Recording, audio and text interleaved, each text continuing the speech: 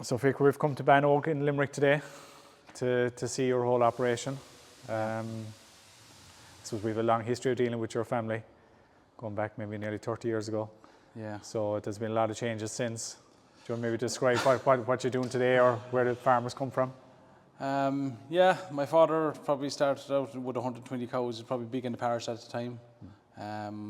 We're up around 300 during the last number of years, around 300. Progress has, I suppose, been massive. I suppose since you got the introduction of quota and we got getting access to more quota from my uncles and neighbours. So it's kind of built up naturally that way. Like, kind of land came to me, fall to me that way. So it made an awful difference. So as we went along, then we leased land. We built accommodation, built it up, and expanded on the parlour. Just kind of went with the times of trying to keep up with the whole system. So it was a work in progress, as I say. It wasn't all done in one time. It was kind of built up over time. So it was, and it culminated in, I suppose, in the building of the Rotary Parlor over the last number of years, and kind of finishing out a big project, probably the biggest investment I'll ever do. Yeah. So it's and just get it the way you wanted it. Yeah. Get the way you wanted it. So it makes life that bit easier, I suppose, and just more efficient. So your spring calving system? A spring calving system, calving from the 1st of February, I suppose, up to the middle of April. Yeah. And then it's probably a 12-week breeding season. And then we'll finish about the middle of July. And then your summer is whatever the weather determines, I suppose. Yeah. Who are you supplying the milk to? We supply the milk to Kerry. Yeah. So generally happy with them. You know, they've been having their ups and downs and going abouts, and so, but sure, we get our check at the end of the month, and we're happy with that. Like, and you know, it's what we're paid on, the fat and protein. What you get that into your milk, and how you get that into your milk is the basis of your milk price. Yeah. And outside of that it's the grass quality, that the knock-on effect, your cow's condition, it makes all that milk check worth it while at the end of the day. Like, it does. I suppose the cows are key to that, and your father Aidan and your mother would have been big into, you know, they would have had a bit of foresight on that. And yes, it was always AI. Yeah. Breeding for, maybe it was the bull of the day back then, I suppose, early on, and then picking out the bulls that he's selecting on, I suppose, the RBI and all different kind of things, milky bulls, and getting the fats and proteins in afterwards, and looking for that trend in of those, I suppose, the GMIs and all those older bulls and that kind of thing. But all that breeding part of it is why we are here today, I suppose. Yeah. It's all built up over those years. Yeah, and it's evolving, and you're moving with it. And it's evolving, and you're into it all the time. We're still picking out bulls, I suppose, to suit the farm that we have, I suppose, and to get the best milk price at the end of the day. Like, and you can't be always going on sentimental. Oh, she's a great cow. She's producing loads of water, and you know, she's not paying for herself and that kind of thing. But you have to, if she's not doing it one way, you have to kind of get her to do it another way, and you know, just get your cows right and get them working for you. Yeah. So it's a key part of the whole thing. They're your bread and butter. They're what makes you the money. Yeah. I suppose look to harvest the milk. Then I guess a tipping point came maybe a few years back when you were making long hours in your herringbone next door. And it's a challenging time, I suppose. It's just long hours. You were getting.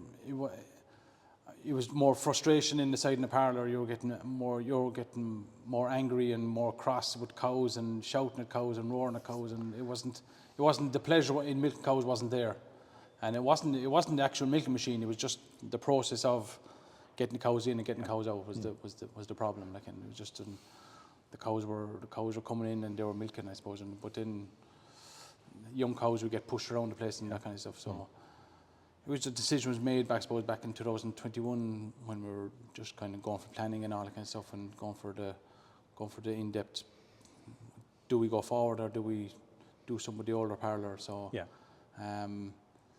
it's a big step up. It's a big step from what we had to do here. It is a major big thing to invest in a future for the next 20 years, like, so 20, 30 years even. Do you know, it's working away at the moment. We're down to an hour for milking in the morning and evening. You know, it's 300 cows in the hour. and that's comfortable, and you hardly break a sweat on it. Like, so there's the. So how many units did you go for here?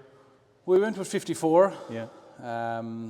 Thinking that, the last four, the last four would never be on the cow, we'll say, because the exit, and maybe just the entry.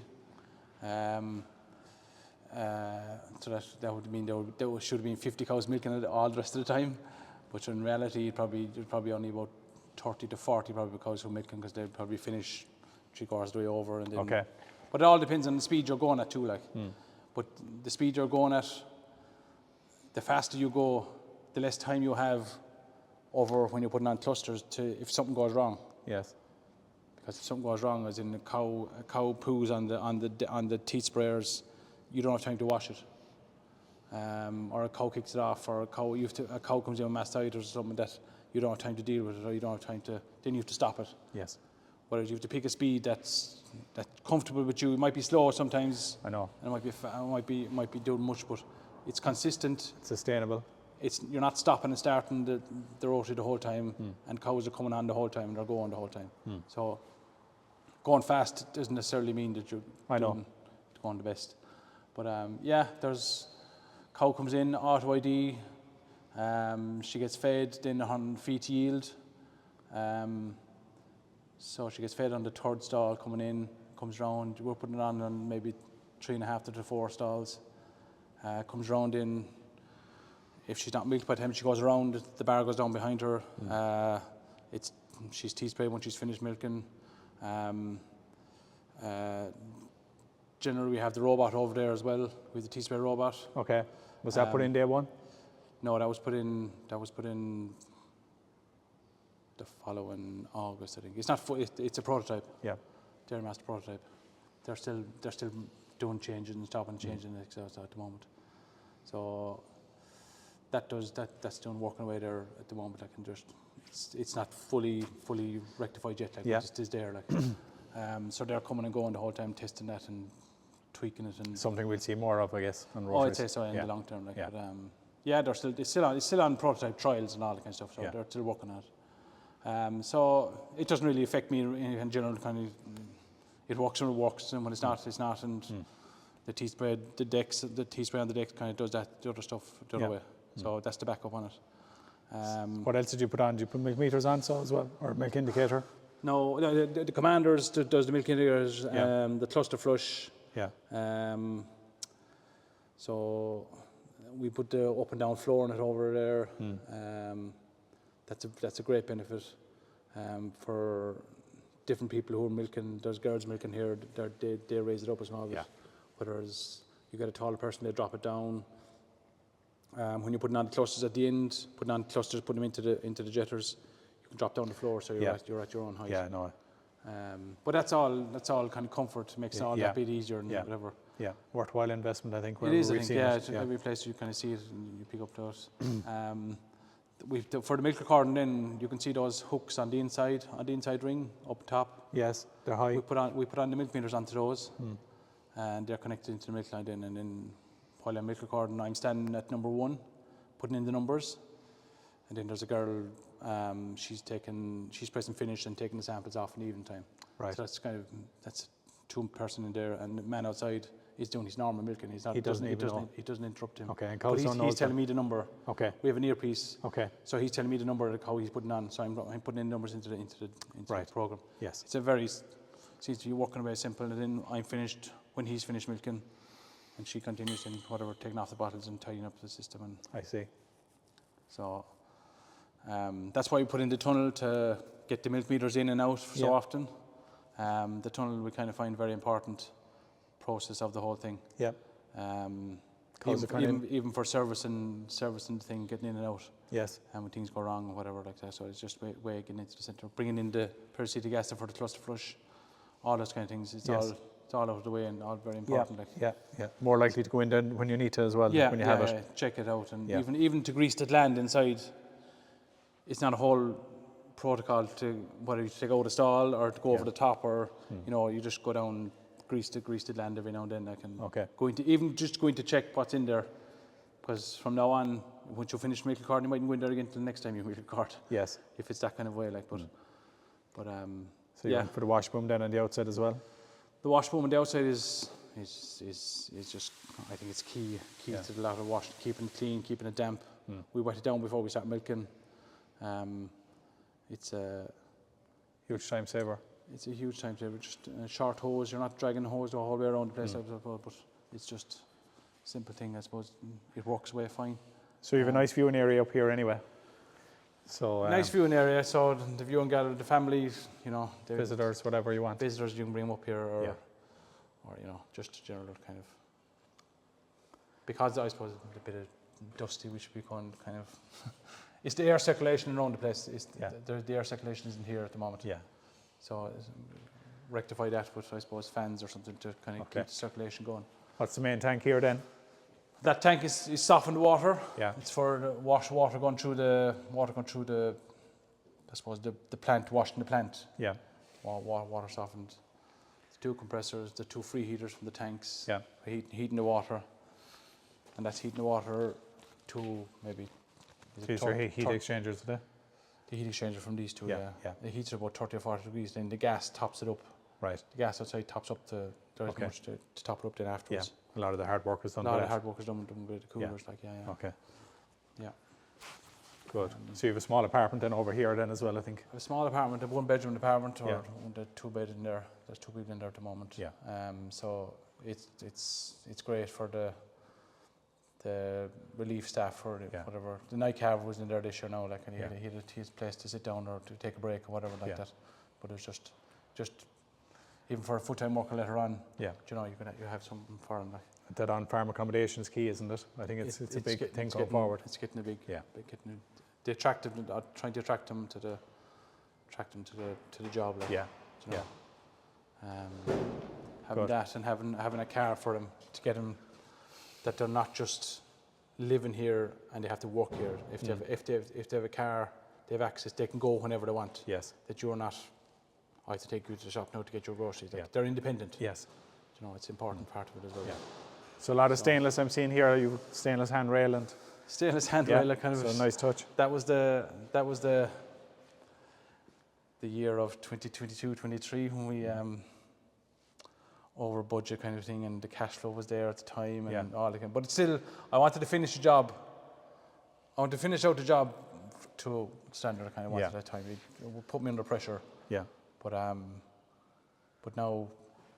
You enjoy looking at it. I enjoy looking at it, and not having to fork out anything else on this parlour. Yeah. It's complete. It's finished. Like. Yes. It's we're in it since 23 now, like, and so trying to keep it. Yeah. It's a fine shade, like. What's the biggest benefit of it since in those 2 years? Is it time saved or? It's time saving, I suppose, and just the pleasure of, like what I keep saying is, it's easier to pay for something when you're enjoying doing it, like when you can see the benefit of you're enjoying doing your work. Yeah. You're in a better place. You're in a better headspace and all that kind of stuff. You get up in the morning and you enjoy it, like. So you tiled the floor. Here again, just in the reception area. Yeah. Mary was kind of adamant to kind of get a good reception in here, and I suppose. It creates an impression when you come in. Canteen for the staff. There's a shower area. There's a cloakroom. Yeah. Just different things like that, like. Yes. Toilet, all important. Shower and toilet. Yeah. Just for the staff in there as well. It's an important part of it too. Yeah. Just in case. Yeah. Kitchenette here. Kitchenette here. So, what are you gonna find it? I was using this spring for testing the milk samples after the cows after the 4 days before you put it into the tank. The Delvo test. Right. That was one. And you'd be surprised. 4 days isn't enough for some cows. They need more. Right. Even though the tube recommends maybe 2 or 3 or 4 days, like whatever. Yeah. The Delvo test will tell you. Okay. Yeah. So there's wash machines now for the staff if they want to wash them upstairs or whatever. Yes. Yeah. It's just nice for them to have a break, I suppose. Yeah. Very important area. Different things like that. So yeah.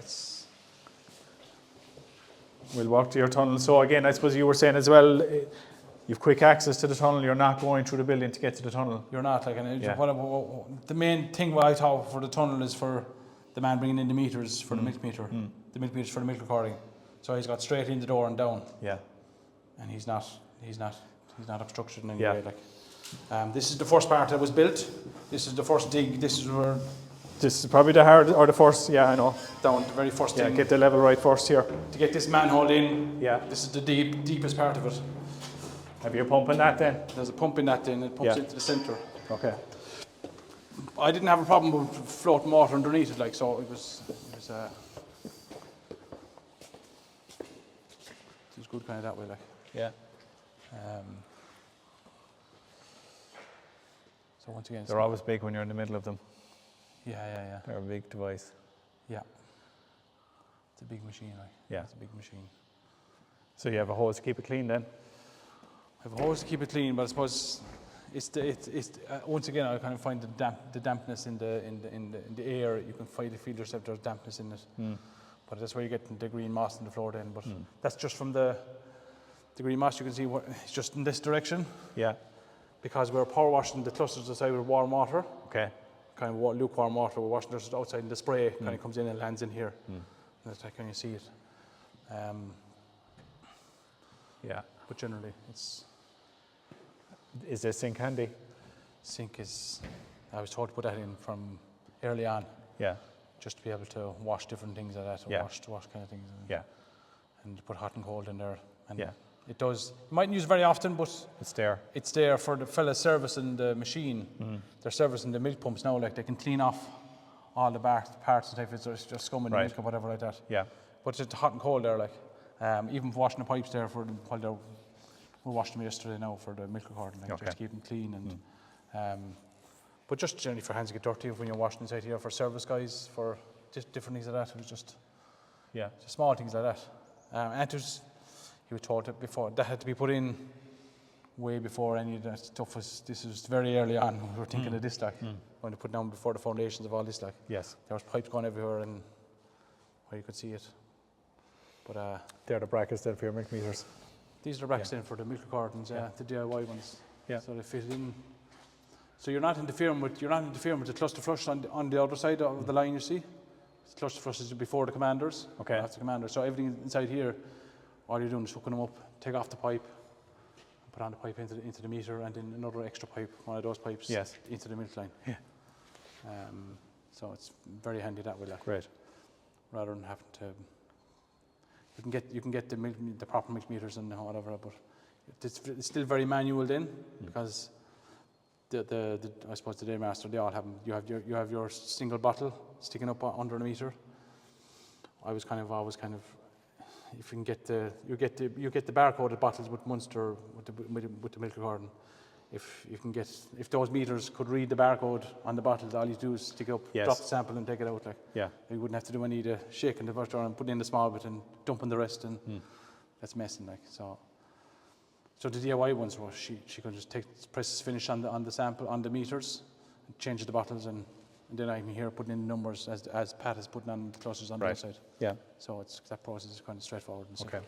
Good. Plenty of space, I suppose, here between the operator area and the back wall too. Yeah, it's you have a bit of freedom there. Bit of freedom, like when the cows they can see everything that you're doing, like. And, if the cows can't see what you're doing, they get nervous and they won't come in as fast, like. But there's no surprises here. There's no surprises. They flow in very well when they're coming on. Yeah. It's quite comfortable when you're milking on, like. You stand there in the middle and you just put on clusters and you go to whatever space that you want. Yeah. 2 types of feed coming in. We've 2 types of feed coming in if you wanted to have. So if you wanted to just feed the basic mag or basic minute at the start and just fill them a filler if you wanted to feed them extra. Yeah. The volume washer and the hose around afterwards. Why all the cuts here and or these pieces here? I put them on lately because I was going through this pipe off the floor. Yeah. When we did the floor, there was there's a sand grit on the paint. Right. And it was wearing all the bottom of the pipe. Okay. So it's the 3rd or 4th pipe I've replaced and in the same spot every time, like. Yeah. So I just come up with that kind of thing just that they'll roll. It's only a plastic pipe, isn't it? Yeah. And it protects it. It seems to protect it and hold it. Yeah. Small things like that, like. Good. So you have a lot of plumbing in again. Michael White did all your plumbing. So there's a lot of talking into that, and yes, an awful lot of stuff, and even we had the volume. When we're washing the dung off, I suppose, washing the dung off when they shite, and you can wash that off. Yeah. But then again, when you're washing another, then Different hose again. a different hose. Yeah. Cold or lukewarm or what? Tis lukewarm. Yeah. We eventually get lukewarm, but by the time you get it, but Yeah. you're not. This one you could drive shit from here to whatever, but this one, you know, you Yeah. can wash you can wash the teeth Yes. without destroying them or Yes. destroying everything else around you. Yeah. But it's just a comfortable spot to be in. Like you have control of everything. I'm putting them on clusters here. They get faded. Start from 3 when they come on. Yeah. They're red at number 2. Fade at number 3. You're putting on number 4. You know, your control here or whatever. You can stop it and start it. Yeah. The backing gates. They're your feeds, and you control your sluice gates here. Let them in and let them out. Okay. And you've got a blower then as well to motivate them off when you want to blow them off. Yeah. There's a few of them that kind of want to come around twice. Good.